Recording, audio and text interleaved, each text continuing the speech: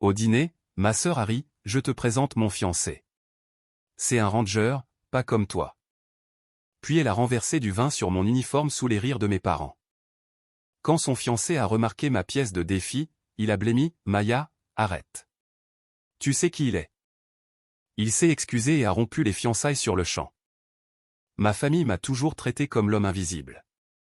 Utile quand ils avaient besoin de quelque chose, une blague quand ce n'était pas le cas. J'ai laissé passer ça pendant des années.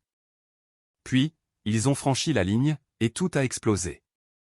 Avant d'en arriver là, laissez-moi commencer par le début. Je suis Lee Reeves. Je sers dans l'armée depuis 9 ans, stationné à Fort Meade, où je fais du renseignement d'origine électromagnétique à l'intérieur d'une CIF, installation à information compartimentée sensible.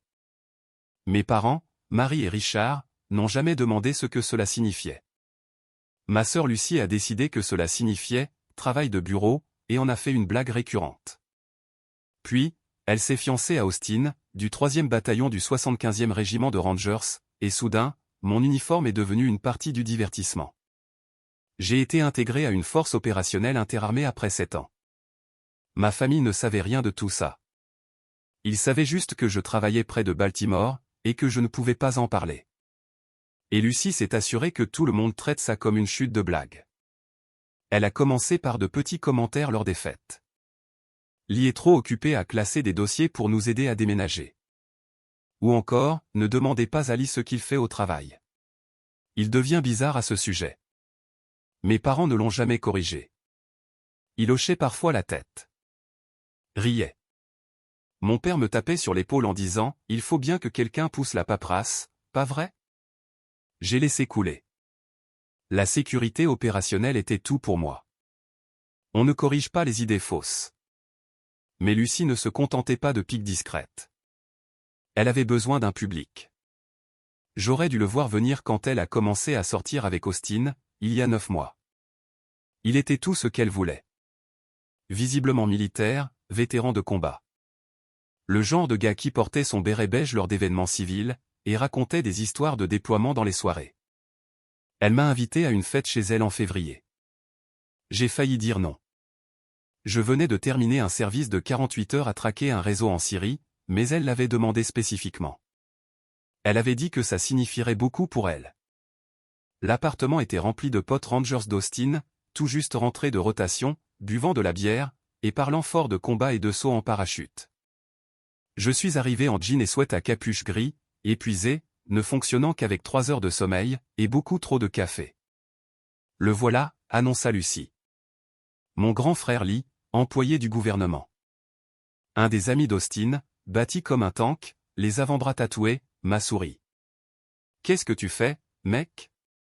Analyse de renseignement? Genre truc d'espion? Plutôt des tableaux Excel, coupa Lucie. Lee fixe des ordinateurs, des dossiers, des rapports. Très excitant.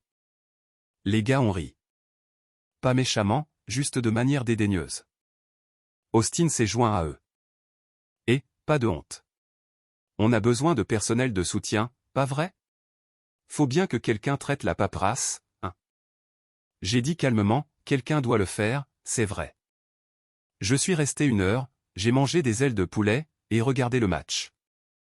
Personne ne m'a rien demandé d'autre. Lucie a continué avec ses commentaires. Lee est trop fatigué à force de taper au clavier, ou, ne les ennuie pas avec tes histoires de boulot. En sortant, Austin m'a suivi jusqu'à la porte.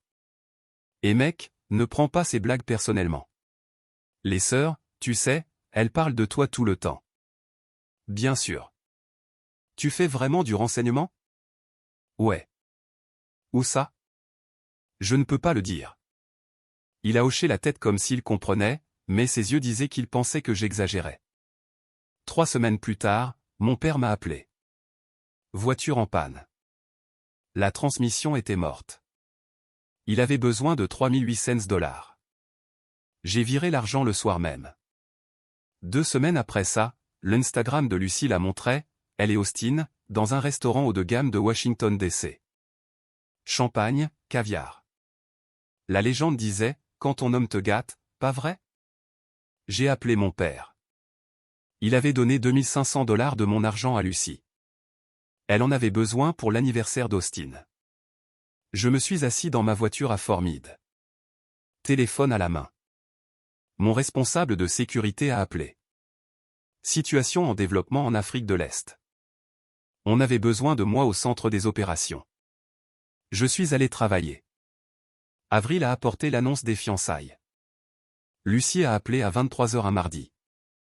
Je venais de sortir de la CIF après un service de 16 heures. J'ai vérifié mon téléphone sur le parking. 17 appels manqués. Tous de Lucie. Je l'ai rappelé depuis ma voiture. Tu ne pouvais même pas répondre, a-t-elle crié. Je suis fiancé, Lee. C'est le moment le plus important de ma vie, et tu m'as ignoré. Je travaillais. Tu travailles toujours.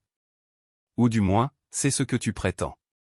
Austin a dit, les vrais militaires trouvent du temps pour leur famille. Il a dit que si tu t'en souciais vraiment, tu décrocherais. Ma mâchoire s'est serrée. Dis à Austin que la vraie sécurité opérationnelle. Oh mon Dieu. Arrête. Tu travailles dans un bureau. Arrête de faire semblant d'être dans les forces spéciales. Je n'ai pas répondu. Peu importe. Austin et moi organisons une fête de fiançailles le 20 mai. C'est toi qui paies. Lucie, tu me dois. Lee, je t'ai couvert pendant notre enfance. Je t'ai fait bien voir. Maintenant, tu vas jouer les gens trop importants pour célébrer mon bonheur. Je n'ai pas dit ça. Alors tu paies. Ruth Chris, salle privée. Je t'envoie les détails. Elle a raccroché. J'ai rappelé. Elle a répondu immédiatement. Tu as changé d'avis. Je viendrai à la fête, ai-je dit, mais je ne paie pas pour ça. Silence. Quoi? Je ne paie pas. Si tu veux le Ruth Chris, tu le paies. Tu es sérieux là? Après tout ce que... Je le répète, et je pars définitivement. Lee, tu ne peux pas, j'ai raccroché. Elle a rappelé. Je n'ai pas répondu. Elle a envoyé des SMS. Je n'ai pas répondu. Mon père a appelé le lendemain matin. J'ai laissé aller sur la messagerie. Il a laissé un long message sur la famille, les obligations, et à quel point j'étais égoïste pendant le moment spécial de Lucie. Je l'ai effacé et je suis retourné travailler. C'est là que j'ai rencontré Hazel. Les urgences de l'hôpital général de Baltimore étaient bondées pour un mardi soir. J'y étais parce que je m'étais ouvert la main sur le tiroir d'un classeur. Un accident stupide. Assez profond pour des points de suture. L'infirmière qui m'a pris en charge avait des cheveux noirs en chignon, des yeux perçants, et le calme de quelqu'un qui voyait régulièrement des choses horribles. Son badge indiquait « Hazel ». « Classeur » demanda-t-elle en examinant la coupure. « Ouais, dure journée au bureau, un truc comme ça. » Elle prépara le kit de suture. « Ça va piquer. » Ça a piqué. Je n'ai pas réagi. Elle a levé les yeux. « Vous êtes militaire ? Comment vous avez su ? » La posture. Et la plupart des gens tressaillent quand je dis le mot piqué. Vous n'avez pas scié. 9 ans d'armée. Elle a hoché la tête. 3 ans dans ces urgences, on apprend à lire les gens. Elle a recousu avec des mouvements propres et efficaces. Alors, qu'est-ce qu'un militaire fait qui implique des classeurs? Je ne peux pas vraiment en parler. Classifié? Quelque chose comme ça. Elle a noué le dernier point. Eh bien, essayez d'empêcher les classeurs classifiés de vous attaquer. J'ai presque souri. Je ferai de mon mieux. Elle m'a tendu les instructions de soins. Revenez dans 10 jours pour le retrait des fils. Demandez-moi. Je l'ai fait. Elle a retiré les points et nous avons parlé.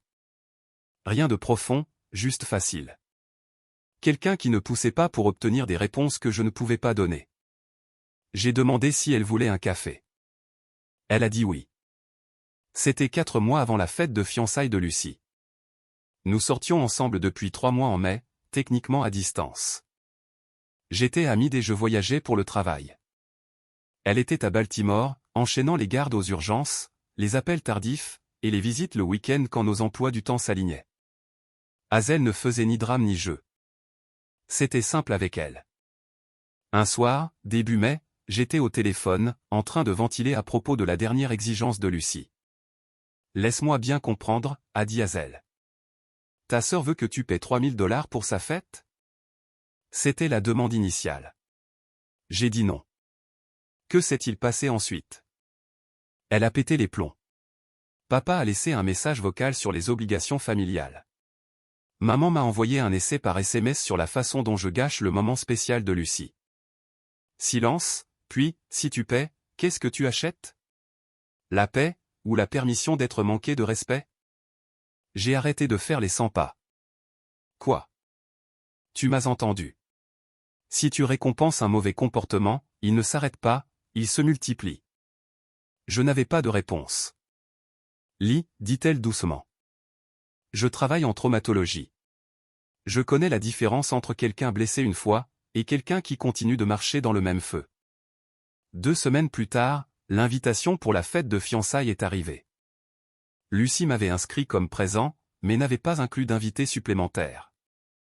J'ai envoyé un SMS, j'amène Hazel. Elle a répondu, non, famille seulement. L'équipe d'Austin seulement. Pas de petites amies au hasard. Hazel a lu le SMS et m'a rendu mon téléphone. Insulter la personne que tu traites comme un distributeur automatique, c'est audacieux. J'ai renvoyé un SMS à Lucie, pas une demande, elle vient. Lucie a appelé. J'ai ignoré. Elle a envoyé des SMS. Je l'ai bloquée pendant 24 heures. Hazel a dit, elle va faire une crise quand tu vas arriver avec moi. Ouais, tant mieux. Les limites dérangent les gens qui n'en ont aucune. La semaine avant la fête, un dossier de cible que j'avais monté des mois plus tôt a été exécuté. Propre. Aucune victime civile. J'ai été convoqué dans le bureau de l'adjudant-chef de classe 3 Diaz. Staff sergent Reeves, a-t-elle dit. Pali, pas Reeves. Le grade complet signifiait quelque chose. Oui, chef. Le commandant de la force opérationnelle envoie ses compliments. Ce dossier a sauvé des vies. Merci, chef. Elle m'a étudié. Vous avez l'air d'un déterré. Quand avez-vous dormi pour la dernière fois? Quelques heures hier. Du vrai sommeil, je veux dire. J'ai dû réfléchir. Il y a une semaine, peut-être 4 heures. Vous avez 89 jours de congés non utilisés. Utilisez-les. J'ai un truc de famille ce week-end. Je me reposerai après. Est-ce que votre famille sait ce que vous faites? Non, chef. Ça doit être dur. Ça va. Ce n'est pas ça va, a-t-elle dit. Mais je peux quand même vous ordonner de prendre des congés. 2 semaines à partir de lundi. La fête était samedi soir. Je portais mon uniforme de cérémonie. Lucie avait insisté, Austin trouvait ça cool. Hazel portait une simple robe noire, calme comme toujours. L'hôtesse au Rutes Chris a regardé la liste. La fête Reeves. Vous êtes noté pour une personne. Faites en 2, ai-je dit. Elle a hésité. Pas moi. Avant d'entrer, j'ai demandé, s'il y a une carte enregistrée sous mon nom, retirez-la. L'organisatrice. Retirez-la, ai-je dit. Ou je parle au manager. Elle l'a retirée. La salle privée était blanche et or, environ 40 personnes. Lucie nous a vus entrer, Hazel et moi, et s'est raidie. Austin a posé une main sur son bras avant qu'elle ne puisse parler. Il y avait une chaise vide poussée dans le coin le plus éloigné. Je l'ai ignoré, j'ai tiré 2 chaises au milieu de la pièce, et je me suis assis. Hazel s'est assise à côté de moi. Ma mère nous fixait. Lucie avait l'air d'avaler de l'acide de batterie. Le dîner a commencé. Le vin coulait. La conversation bourdonnait autour de nous. Vers 19h30, Lucie et Austin chuchotaient. Elle faisait des gestes répétés vers moi. Il continuait de secouer la tête. Finalement, il s'est levé et est venu s'asseoir à côté de moi. On peut parler dehors, a-t-il demandé calmement. Dans le couloir, il ne ressemblait en rien au gars bruyant de la fête. Lucie fait des blagues sur toi depuis qu'on sort ensemble, a-t-il dit. J'ai joué le jeu. Je pensais que c'était inoffensif. J'ai attendu. Mais la semaine dernière, elle m'a raconté son plan pour ce soir. Ce grand toast où elle m'appelle un guerrier, et insinue en gros que tu pousses du papier, pour t'humilier devant tout le monde. Pourquoi me le dire? Parce que j'ai réalisé que tu ne t'es jamais défendu, et ça veut dire soit que tu es un paillasson, soit que tu es quelqu'un qui n'a rien à prouver à des gens qui ne comprendraient pas de toute façon. Il a croisé mon regard. Tu n'es pas un paillasson. Qu'est-ce qu'elle a dit quand tu lui as dit d'arrêter? Elle a dit que j'étais dramatique. Que ça ne te dérangeait pas. Il a marqué une pause. Ça te dérange? Ouais, Austin, ça me dérange. Alors j'arrête tout ça. Et si elle continue quand même, on part. Je n'épouse pas quelqu'un qui traite les gens comme ça. Nous sommes retournés à l'intérieur. Vers 20h30, Lucie s'est levée avec son verre de vin. La salle s'est tue. Merci à tous d'être venus, a-t-elle dit joyeusement. Cette année a été incroyable. J'ai rencontré mon âme sœur, mon héros, Austin. Tu es tout ce que j'ai toujours voulu. La mâchoire d'Austin s'est serrée. Et je veux remercier ma famille, a-t-elle continué. Surtout mon grand frère Lee, qui a réussi à prendre du temps loin de son travail de bureau très important pour être ici. Rire poli. Je sais que ça doit être dur pour Lee, a-t-elle poursuivi, de voir Austin en uniforme et de réaliser à quoi ressemble le vrai service militaire. Mais j'apprécie qu'il soit venu, même s'il passe ses journées à classer des rapports, alors qu'Austin. Lucie. Dit Austin sèchement en se levant. Arrête. Quoi? Elle a cligné des yeux. Tu manques de respect à ton frère en public, alors qu'il est en uniforme. C'est juste une blague. Il s'en fiche. Tout le monde s'est tourné vers moi. Je me suis levé, je l'ai regardé, puis j'ai regardé mes parents. Arrête, ai-je dit calmement. Silence. On s'en va. Je me suis tourné vers la porte. La voix de Lucie est montée. Lee, tu ne peux pas juste. Ma mère s'est levée. Lee, ne sois pas dramatique. Elle te taquine juste. J'ai continué à marcher. C'est à ce moment-là que Lucie a jeté le vin. Le verre a volé devant Austin. Il s'était interposé entre nous, essayant de la bloquer, mais Lucie s'est jetée sur le côté. Le vin m'a frappé en pleine poitrine. Froid. Un rouge profond et choquant, s'étalant sur mon uniforme bleu. Le restaurant est devenu complètement silencieux. Austin s'est retourné vers Lucie. Est-ce que tu as perdu l'esprit? Il partait, a-t-elle crié. Lors de ma soirée spéciale, après tout ce que j'ai. Tout ce que tu as. Quoi? L'avoir humilié? Moqué? Voler son argent? La bouche de Lucie s'est ouverte. Rien n'en est sorti. Austin m'a regardé. Ses yeux sont tombés sur ma poitrine. Le vin traversait le tissu, goûtant sur le sol. Et alors que je bougeais, ma veste s'est entr'ouverte. Quelque chose de lourd a glissé de la poche intérieure, puis est tombé. Un bruit métallique sur le carrelage. La pièce a roulé une fois, et s'est arrêtée près de la chaussure d'Austin. Le visage d'Austin a changé. Toute la couleur s'en est allée en environ 2 secondes. Oh non, a-t-il chuchoté. Oh non, non, non. Quoi, a claqué Lucie. Qu'est-ce que tu... Austin ne la regardait pas. Il fixait la pièce près de sa botte comme si c'était une munition réelle. Est-ce que c'est? Il a commencé, s'est arrêté, a recommencé. Où as-tu eu ça? Je n'ai pas confirmé. Je n'ai pas nié. Je suis juste resté là, dégoulinant de vin. Les mains d'Austin ont commencé à trembler. Depuis combien de temps? Je ne peux pas en parler, ai-je dit doucement. Jésus-Christ. Il s'est assis lourdement. Toute son équipe regardait maintenant. Quelques-uns d'entre eux s'étaient tus. La reconnaissance pointait. Un des potes d'Austin, le grand gars de la fête, s'est penché en avant. Attends, est-ce que c'est?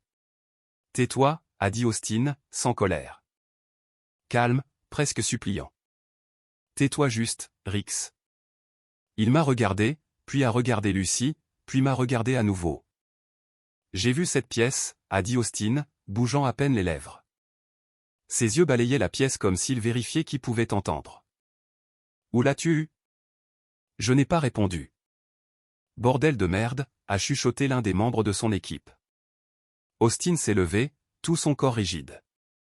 Puis il a fait quelque chose qui a fait halter ma mère. Austin s'est figé, la colonne vertébrale droite, la voix tombant dans quelque chose de formel. Staff Sergent Reeves, je vous dois des excuses. Pas ici, ai-je dit. Austin a baissé la main, a regardé Lucy. Nous avons fini. Quoi?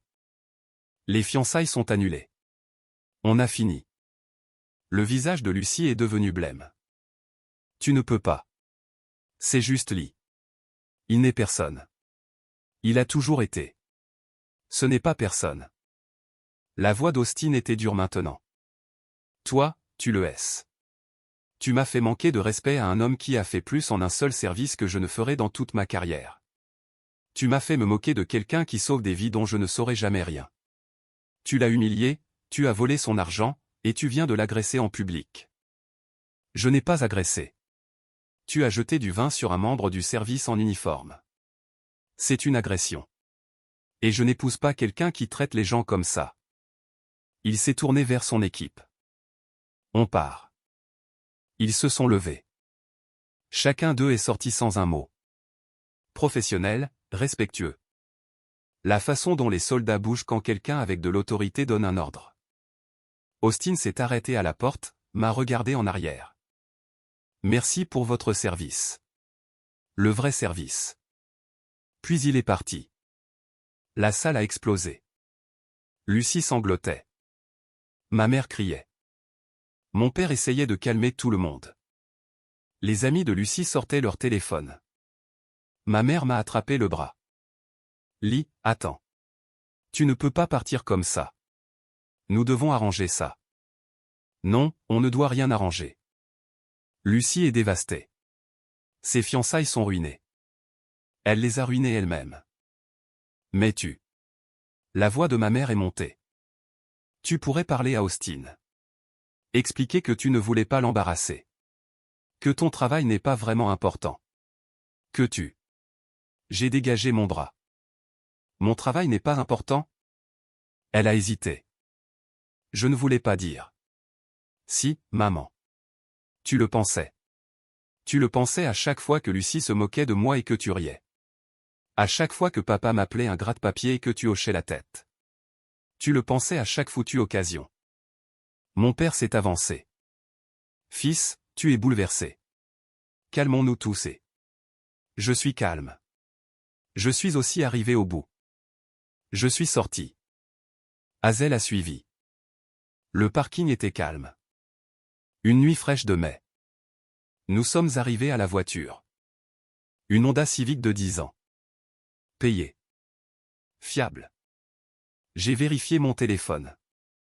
Lucy, 8 appels manqués. Maman, 4 appels manqués. Papa, 3 appels manqués. J'ai bloqué les 3 numéros. Hazel s'est appuyée contre la voiture. Eh bien, c'était quelque chose. Ouais, ta sœur t'a vraiment jeté du vin dessus. Elle l'a fait. Et tes parents t'ont dit de nettoyer. Ils l'ont fait. Elle m'a regardé. Tu vas bien? J'y ai réfléchi. Ouais, je pense que ça va. Ce gars, Austin, avait l'air correct une fois qu'il a compris qui tu es vraiment. Il valait mieux que ta famille, en tout cas.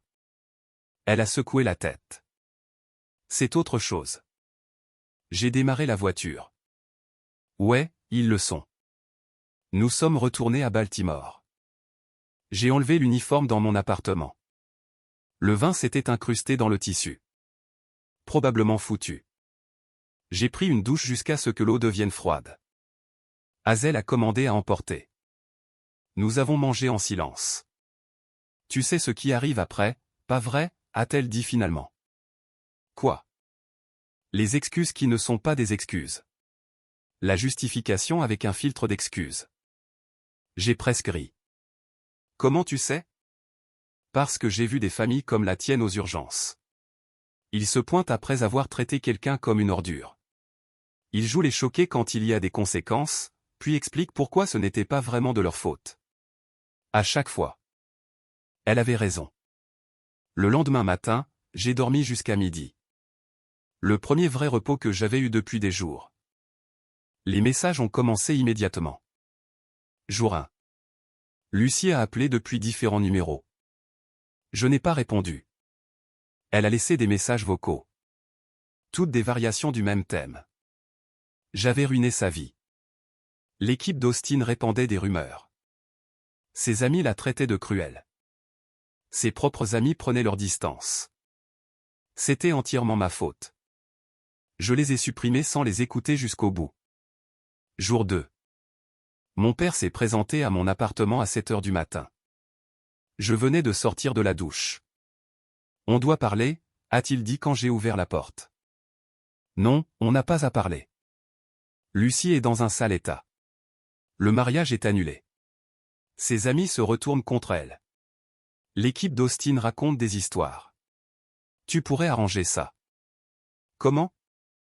Dis aux gens que c'était un malentendu. Que ton travail n'est pas vraiment ce qu'Austin pensait qu'il était. Je l'ai fixé. Tu veux que je monte sur mon service pour que Lucie paraisse mieux. Je veux que tu aides ta famille. J'aide ma famille depuis 9 ans. J'ai payé votre loyer, payé les factures dentaires de maman, envoyé de l'argent à Lucie pour chaque urgence qui s'est transformée en virée shopping. J'ai fini. Lee, tu as donné à Lucie $2500 de l'argent que je t'ai envoyé pour les réparations de la voiture. De l'argent que j'ai envoyé parce que tu as demandé de l'aide. Tu t'es retourné et tu l'as donné à elle pour une fête d'anniversaire. Son visage est devenu rouge. Elle avait besoin.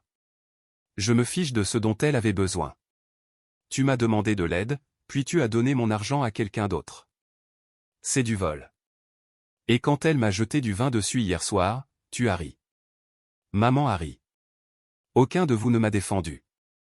Pas une seule fois, jamais. On ne savait pas que ton travail était important. Tu n'as jamais demandé. Tu as juste supposé que je mentais ou que j'exagérais. Et tu as laissé Lucie se moquer de moi pendant 3 ans parce que ça la faisait se sentir bien. Il n'avait pas de réponse. Pars, ai-je dit. Ta mère? Pars. J'ai fermé la porte. Jour 3. L'adjudant-chef Diaz m'a dit de passer à son bureau. J'étais en congé depuis 2 jours. Rien que ça m'a mis une boule au ventre. Reeves, asseyez-vous. Je me suis assis. Vous êtes en congé et je vous fais quand même venir, a-t-elle dit. Ça devrait vous dire à quoi ça ressemble de ma chaise. Elle m'a étudié un instant. Quand vous m'avez dit que vous aviez un truc de famille ce week-end, vous aviez l'air d'aller au combat. Alors, je demande une fois. Est-ce que vous allez bien? C'était personnel, chef, ai-je dit. Ça n'affectera pas mon travail. Le personnel peut quand même vous broyer, a-t-elle dit. Est-ce que quelqu'un a levé la main sur vous? J'ai hésité. Ma sœur m'a jeté un verre dessus en public alors que j'étais en uniforme. L'expression de Diaz s'est durcie. Compris. Vous êtes l'un des meilleurs cibleurs de cette force opérationnelle, a-t-elle dit. Mais Reeves, vous devez comprendre quelque chose. Vous ne devez pas d'accès aux gens qui ne vous respectent pas, famille ou autre. Oui, chef. Je suis sérieuse. Ce boulot est assez dur comme ça. Vous n'avez pas besoin de gens qui vous démolissent quand vous ne travaillez pas. Vos congés tiennent toujours. 2 semaines. Reposez-vous. Définissez vos limites. Revenez prêt à travailler. C'est un ordre. Ce soir-là, Hazel a appelé. Comment tu tiens le coup? Ça va. La chef m'a donné 2 semaines de congés obligatoires. Bien. Tu en as besoin. Écoute, j'ai des nouvelles. Ouais. Hopkins m'a offert un poste. Voie chirurgie traumatologique. Meilleure paie, meilleures heures, vraie progression de carrière. Ma poitrine s'est serrée.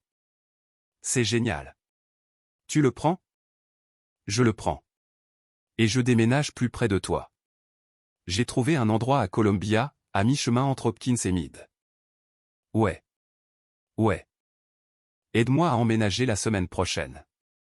Absolument. Nous avons passé la semaine suivante à déménager ses affaires. Elle avait un carton étiqueté « Limite » au marqueur. Qu'est-ce qu'il y a dedans, ai-je demandé.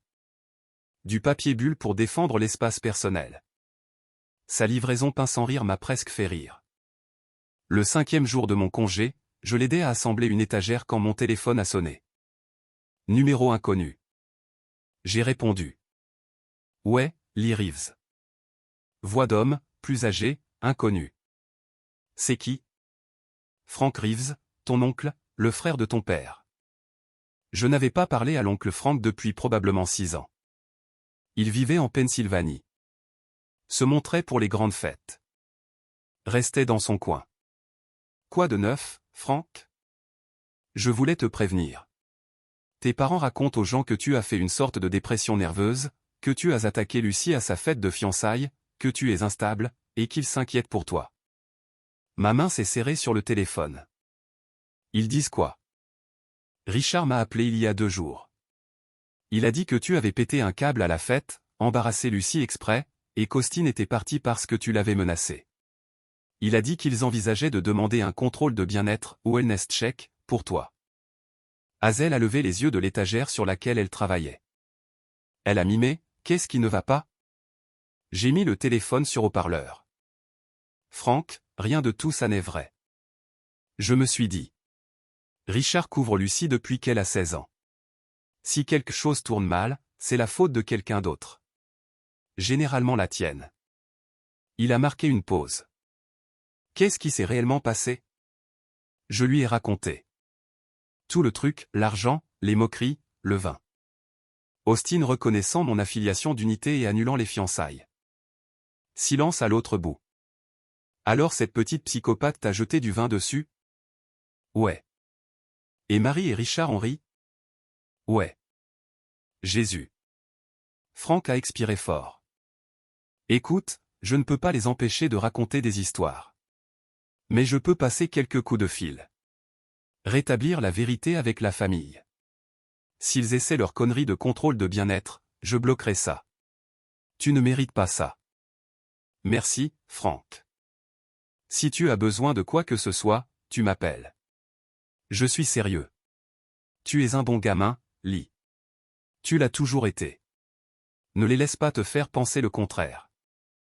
Il a raccroché. Hazel m'a regardé. Ils essaient de contrôler le récit. Ouais. Tu vas les laisser faire? J'y ai réfléchi. Non. Elle a souri. Bien. Tu veux que je t'aide à rédiger un message? Nous avons passé l'heure suivante à écrire un email.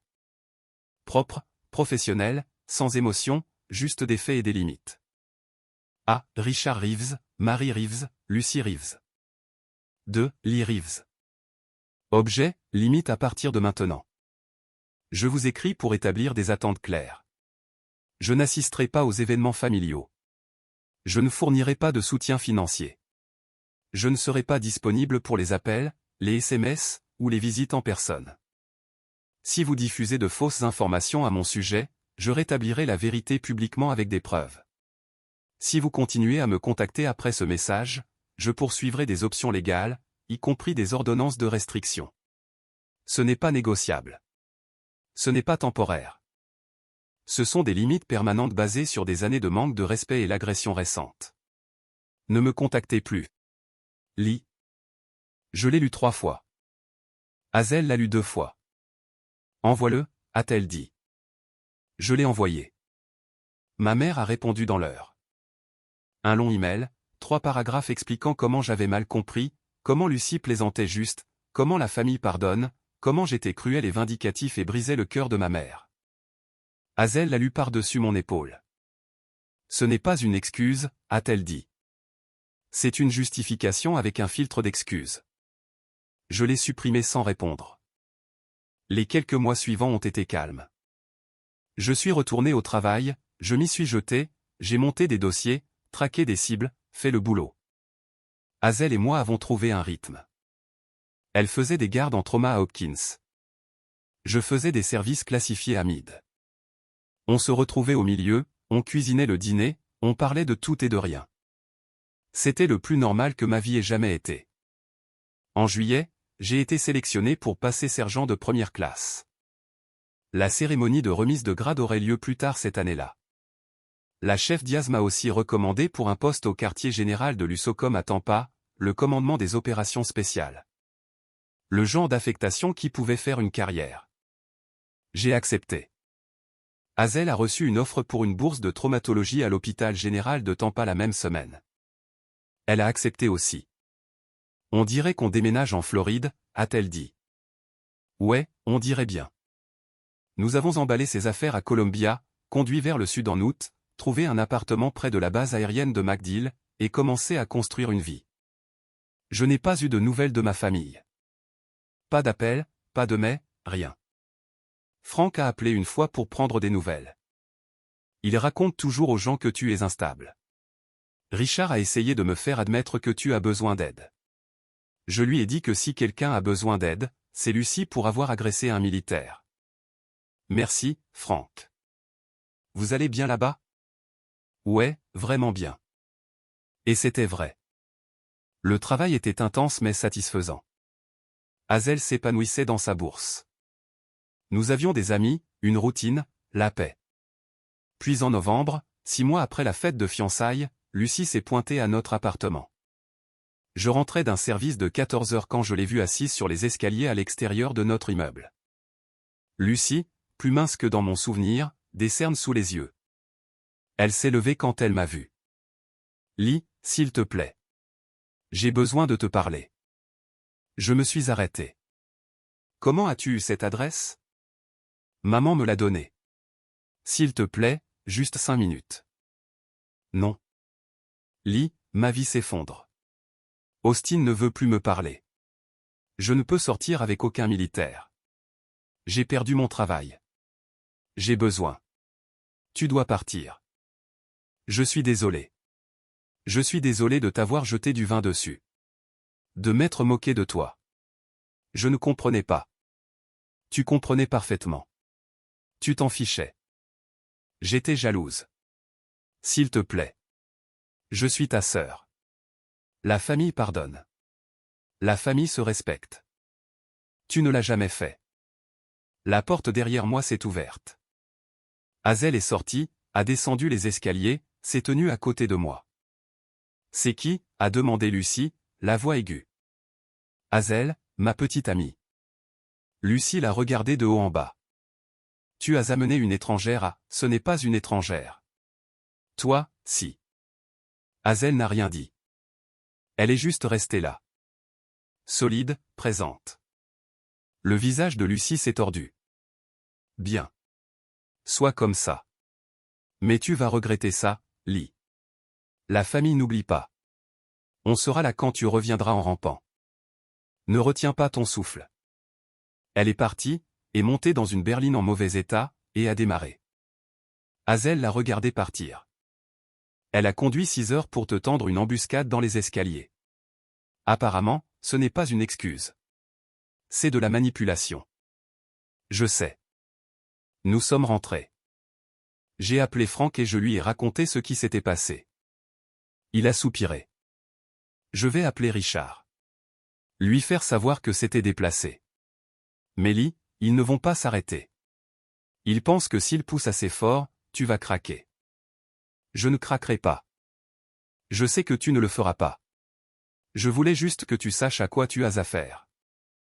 2 semaines plus tard, ma mère a envoyé une lettre. Du vrai courrier papier. 6 pages. Écrite à la main.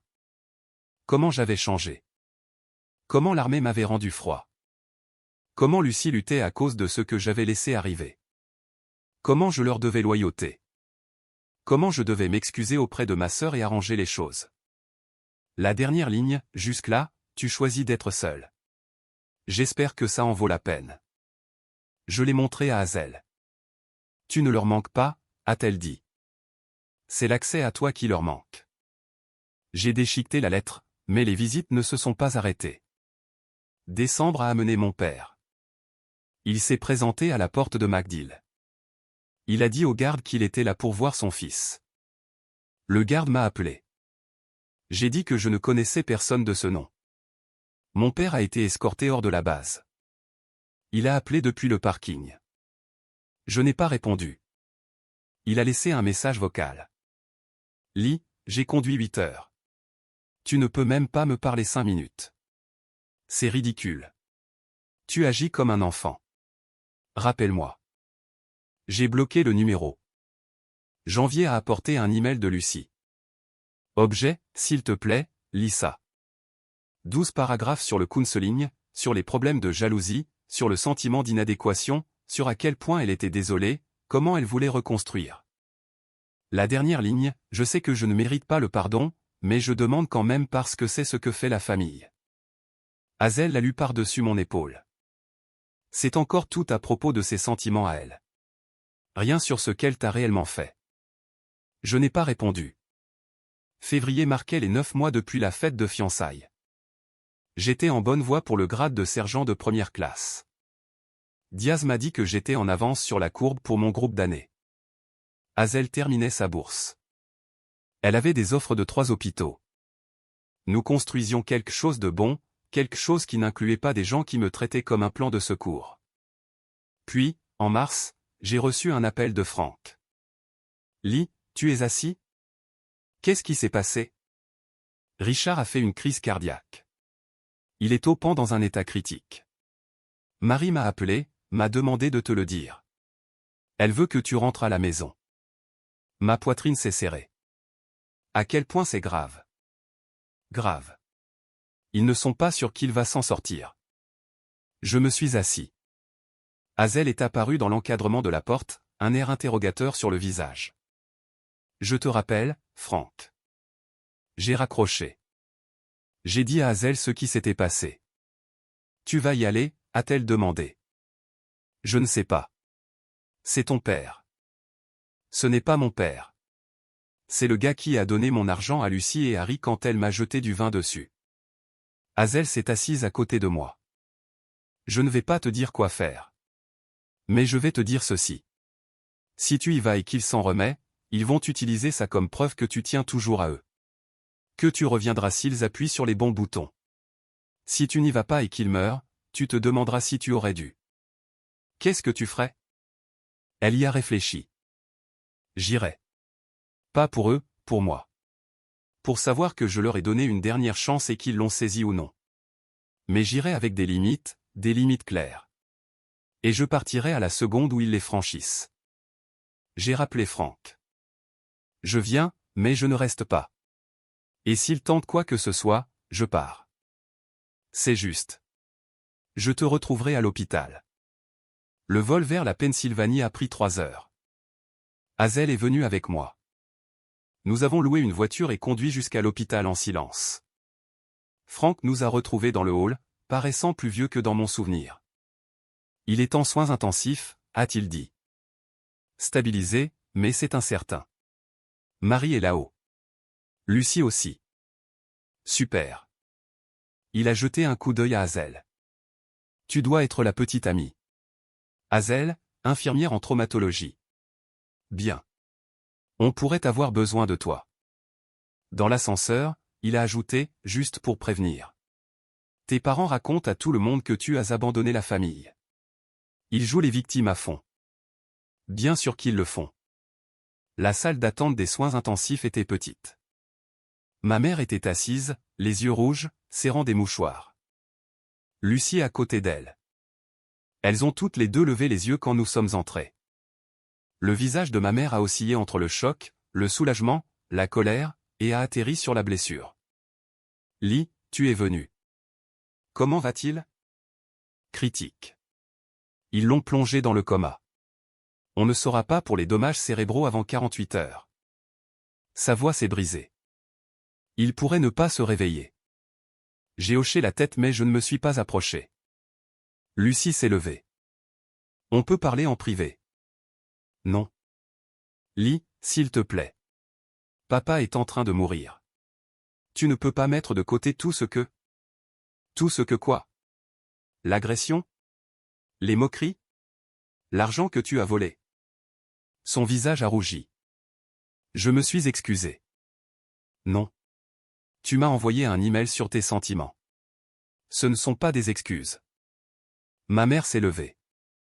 Lee, ce n'est pas le moment. Alors c'est quand le moment de parler de la façon dont tu l'as laissé me voler, Comment tu as ri quand elle m'a jeté du vin dessus? Comment vous avez dit aux gens que j'avais fait une dépression? Nous n'avons jamais. Frank m'a tout dit. La bouche de ma mère s'est ouverte, mais rien n'en est sorti. Un médecin est apparu. Famille Reeves? Son état s'est stabilisé. Prudemment optimiste. Pas de visiteurs ce soir. Ma mère s'est affaissée de soulagement. Lucie a pleuré. Le médecin est parti. Je me suis tourné vers la porte. Ma mère m'a attrapé le bras. Où vas-tu? À l'hôtel. Tu devrais rester à la maison. On a de la place. Je préférerais dormir dans ma voiture. Lis, s'il te plaît. Ton père est en train de mourir. Il est stable. Et ce n'est plus une urgence. C'est toi qui essaies d'utiliser une crise pour forcer le contact. Ce n'est pas juste. J'ai dégagé mon bras. Voici ce qui va se passer. Je reviendrai demain. Je verrai papa. S'il veut parler, j'écouterai. Mais je ne reste pas avec vous. Et si vous essayez de me manipuler encore une fois, je pars définitivement. Lucie s'est avancée. Tu es cruel. Papa pourrait mourir et tu es.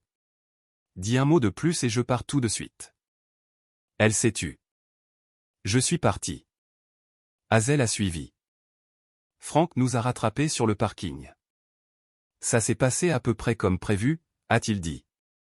Merci pour l'avertissement. C'est pour moi. La chambre d'hôtel a 2 lits. Toi et Hazel pouvez cracher là-bas. Nous avons accepté. Le lendemain matin, mon père était réveillé. Groggy, faible, mais réveillé. L'infirmière m'a laissé entrer seul. Il m'a regardé. Lis. Salut, papa. Tu es venu. Ouais. Un long silence. Il avait l'air pâle. Plus petit, d'une certaine manière. Je suis désolé, a-t-il chuchoté. J'aurais dû l'arrêter. Te défendre? Je ne l'ai pas fait. J'avais tort. Ouais, tu avais tort. Peux-tu me pardonner? J'y ai réfléchi. Je ne sais pas. Tu as eu 9 ans pour me défendre. 9 ans pour dire à Lucie d'arrêter. 9 ans pour me traiter comme plus qu'un carnet de chèques. Tu l'as choisi à chaque fois. Il a hoché la tête, les yeux humides. Je sais. Alors, voici le marché. Si tu t'en sors, les choses seront différentes. Je ne suis pas ton plan de secours. Je ne suis pas ton distributeur de billets. Si tu veux une relation, tu dois la mériter. Tu fixes des limites avec Lucie. Tu me traites avec respect. Si tu ne peux pas faire ça, nous avons fini. D'accord, a-t-il chuchoté. Je le pense vraiment. Je comprends. Je suis parti. Ma mère a essayé de m'arrêter. J'ai continué à marcher. Lucie attendait dehors. Qu'est-ce qu'il a dit, a-t-elle demandé. C'est entre lui et moi. J'ai besoin de savoir si. Lucie, tu m'as agressé, volé mon argent, tu t'es moqué de moi pendant des années, et tu ne t'es jamais une seule fois réellement excusé. Tu as parlé de sentiments, de jalousie, de vouloir le pardon, mais tu n'as jamais dit que j'avais raison et que tu avais tort. Tant que tu ne le fais pas, il n'y a rien à discuter. Je me suis excusé. Non, tu as cherché des excuses. Qu'est-ce que tu veux de moi? Rien. Laisse-moi tranquille. On est de la famille. La famille ne se traite pas comme tu me traites. On est juste liés par le sang. Je suis parti. Elle n'a pas suivi. Hazel attendait dans la voiture de location. Comment ça s'est passé? Papa s'est excusé. En quelque sorte. Lucie a essayé de fouiner. Je l'ai rembarré. Tu vas bien? Ouais, je vais bien. Nous sommes rentrés à Tampa cet après-midi-là. Mon père a récupéré lentement. Il a appelé une fois, a demandé comment j'allais. 10 minutes de banalité, pas de mention de Lucie, pas de culpabilisation, juste une conversation, la première vraie que nous ayons eue depuis des années. Ma mère a envoyé une lettre, une page cette fois. Je sais que nous t'avons laissé tomber. Je ne sais pas comment réparer ça, mais je suis fier de toi. Je suis fier de ton service. Si jamais tu veux parler, je suis là. J'ai gardé la lettre, je n'ai pas répondu. Lucie ne m'a plus jamais contacté. Franck appelait toutes les quelques semaines avec des nouvelles de papa et du reste de la famille. Il est devenu le pont dont je ne savais pas que j'avais besoin. En juin, un an après la fête de fiançailles, Hazel et moi dînions quand elle a dit « Alors, j'ai regardé des maisons. » Ouais. Il y a un endroit près de MacDill. 3 chambres, de la place pour un bureau. Je pense qu'on. Ma poitrine s'est réchauffée. Ouais. Ouais, si tu veux. J'ai pensé à l'année passée. La paix, les limites. Hazel, stable, vive, loyale. Je pense qu'on devrait regarder des maisons, a-t-elle souri. Il y a de bonnes visites samedi. Nous avons acheté la maison en juillet. Emménagé en août. Construit quelque chose qui n'était pas tenu ensemble par l'obligation ou la culpabilité. Pour la première fois de ma vie, je me sentais chez moi. 6 mois plus tard, Austin m'a envoyé un email. Court, professionnel. Sergent de première classe Reeves, je voulais vous faire savoir que je suis passé sergent de première classe et que j'ai pris un rôle de formation à Bénin. Je raconte votre histoire à chaque nouvelle classe de Rangers. Pas les parties classifiées, juste la partie sur le respect. Sur le fait que les vrais professionnels ne se vantent pas, ils font juste le travail. Merci pour l'exemple. Restez prudent. SFC Austin. Je l'ai lu 2 fois, puis je suis allé trouver Hazel dans le jardin en train de planter des tomates. Austin a envoyé un email, ai-je dit. Ouais, qu'est-ce qu'il a dit? Je lui ai dit. Elle a brossé la terre de ses mains. On dirait qu'il a appris quelque chose. Ouais. Tu vas répondre? J'y ai réfléchi. Non. Il a dit ce qu'il avait besoin de dire. Elle a hoché la tête et est retournée à ses plantations. Je l'ai regardé, stable, construisant quelque chose de vrai. Certaines personnes ne vous verront jamais pour ce que vous êtes. Et c'est d'accord. Vous n'avez pas besoin qu'elles le fassent. Vous avez juste besoin de vous voir enfin vous-même. Et c'est ce que j'ai fait. Si vous avez aimé cette vidéo, s'il vous plaît cliquez sur le bouton s'abonner. Cela aide vraiment la chaîne et nous aide à vous apporter plus et de meilleures histoires. Merci.